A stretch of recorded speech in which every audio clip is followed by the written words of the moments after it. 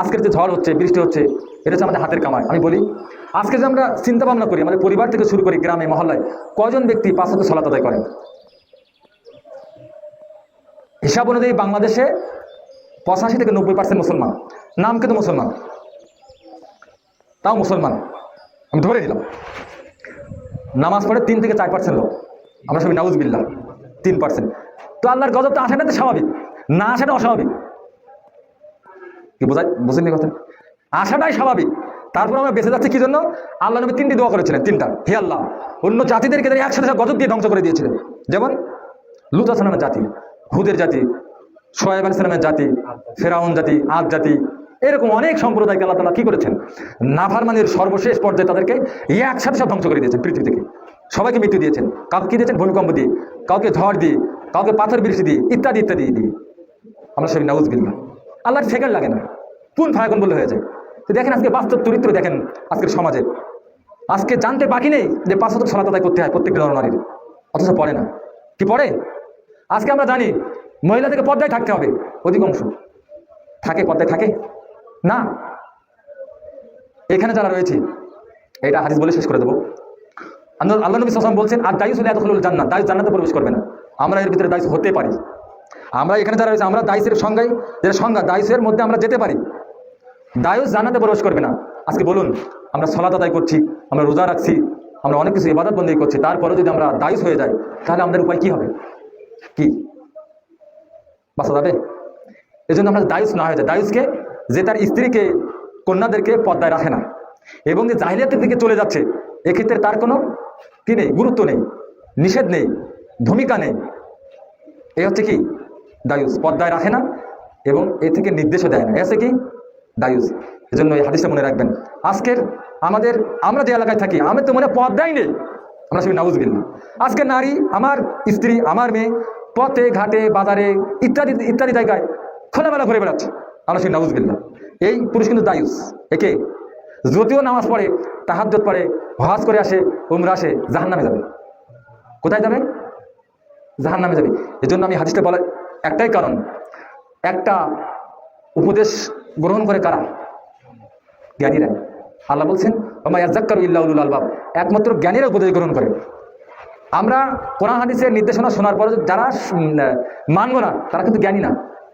বুঝলেন কথা? তারা জ্ঞানী না, তারা কি জাহেল, তারা কি জাহেল, মূর্খ। এজন্য আমরা সবচেয়ে যে পর্দার বিষয়টা কখনো হালকা করে দেখবেন। আমার স্ত্রী, আমার মেয়ে, এক্ষেত্রে কোনো ছাড় নেই, 1 ইঞ্চি পরিমাণ ছাড় দেওয়া যাবে না। যথাসাধ্য চেষ্টা করতে হবে কি পর্দার যে বিধান ফরজ সে অনুযায়ী তাদেরকে রাখা। এক্ষেত্রে যদি আপনি ছাড় দেন, স্বাধীনতা দেন, আপনার ইবাদত, আপনার বন্দেগী, আপনি যতই যা করেন না কেন, আপনি কিন্তু জাহান্নামে যাবেন। কারণ নবী সাল্লাল্লাহু আলাইহি ওয়াসাল্লাম বলছেন, আর দায়ুস লা ইয়াদখুলুল জান্নাহ, দায়ুস জান্নাতে প্রবেশ করবে না। এই হাদিসটা মনে রাখবেন। পাশাপাশি কবিরা গুনাহ থেকে বেঁচে থাকার চেষ্টা করব এবং যে সকল কাজ করলে লানাত চলে আসে, আল্লাহর গজব চলে আসে, এই সকল কাজ থেকে আমরা দূরে থাকবো। আল্লাহ তাআলা আমাদের সবাইকে তৌফিক দান করুক, আমরা কোরআন এবং সুন্নাহ অনুযায়ী চলতে পারি। আমরা সবাই আল্লাহুম্মা আমিন। আখিরু দাওয়ানা আলহামদুলিল্লাহি রাব্বিল আলামিন।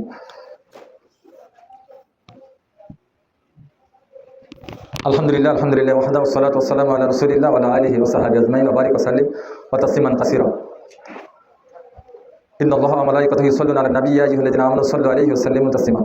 আল্লাহুম্মা সাল্লি আলা মুহাম্মাদ ওয়া আলা আলি মুহাম্মাদিন কামা সাল্লাইতা আলা ইব্রাহিম ওয়া আলা আলি ইব্রাহিম ইন্নাকা হামিদুম মাজিদ। আল্লাহুম্মা বারিক আলা মুহাম্মাদ ওয়া আলা আলি মুহাম্মাদিন কামা বারাকতা আলা আলি ইব্রাহিম ওয়া আলা আলি ইব্রাহিম ইন্নাকা হামিদুম মাজিদ। আজকের যে অবস্থা দেখছি আমাদের, আল্লাহর আকাশ থেকে যে বালা মুসিবতের আমরা লক্ষণ দেখছি, আল্লাহ তাআলা আপনি আসমানের বালা উঠিয়ে নিয়ে আমাদেরকে গজব থেকে আমাদেরকে দূরে রাখুন। আল্লাহুম্মা আমিন। আমরা যেন প্রত্যেকেই এমন কোনো কাজকর্ম না করি যার মধ্যে আমরা গজবের ভিতরে পড়বো, লানাতের ভিতরে পড়বো। আল্লাহ সেগুলো থেকে আমাদেরকে দূরে থাকার তৌফিক দান করুন। আমরা আল্লাহুম্মা আমিন। রব্বানা আতিনা ফিদ দুনিয়া হাসানাতাও ওয়া ফিল আখিরাতি হাসানাতাও ওয়া কিনা আযাবান নার। রাব্বিরহামহুমা কামা রাব্বায়ানি সগীরা, রাব্বিরহামহুমা কামা রাব্বায়ানি সগীরা। আমরা একটু কথা না বললে নয়। আমরা এই মসজিদ করেছি আমাদের ব্যক্তিগত স্বার্থের জন্য না।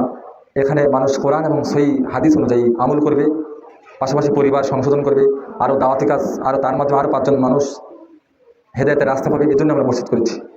আল্লাহ তাআলা আমাদের এই মসজিদকে আপনি কবুল করুন। আল্লাহুম্মা আমিন। সংখ্যা দিয়ে কখনোই বিজয় লাভ হয় না। এটা মনে হয় আমরা 5 জন 10 জন আছে তাই। নবীদের ইতিহাসে আমরা দেখি জালুত তালুতের ঘটনা, বদরের ঘটনা, অনেক ঘটনা রয়েছে।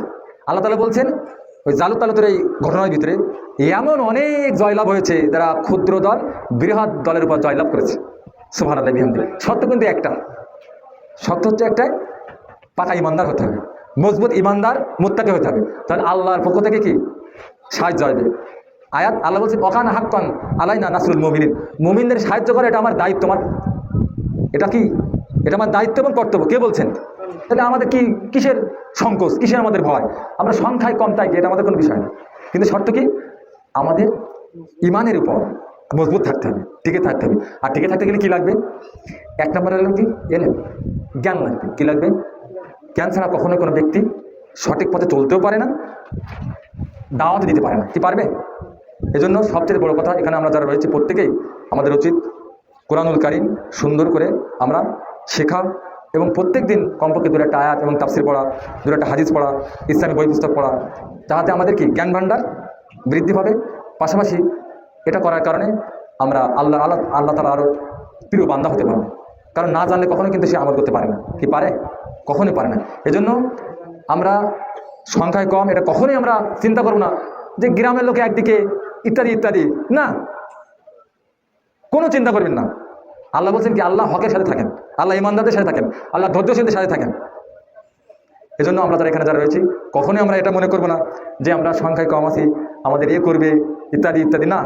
আমরা যে ইমানদার হই, তা কবন হই, আল্লাহ আমাদের সাহায্য করবেন, ওয়াদা করেছেন। আল্লাহ তাআলা আমাদের সবাইকে পরিপূর্ণ মুসলমান হওয়ার তৌফিক দান করুক। কারণ আমাদের এই পৃথিবীতে কখন তার ডাক আসবে আমরা কেউ জানি না। কি জানি? আল্লাহ বলছেন কি, ইয়া আইয়ুহাল্লাযীনা আমানু তাকুল্লাহ হাক্কা তুকাতিহি ওয়া লা তামুতুন্না ইল্লা ওয়া আনতুম মুসলিমুন।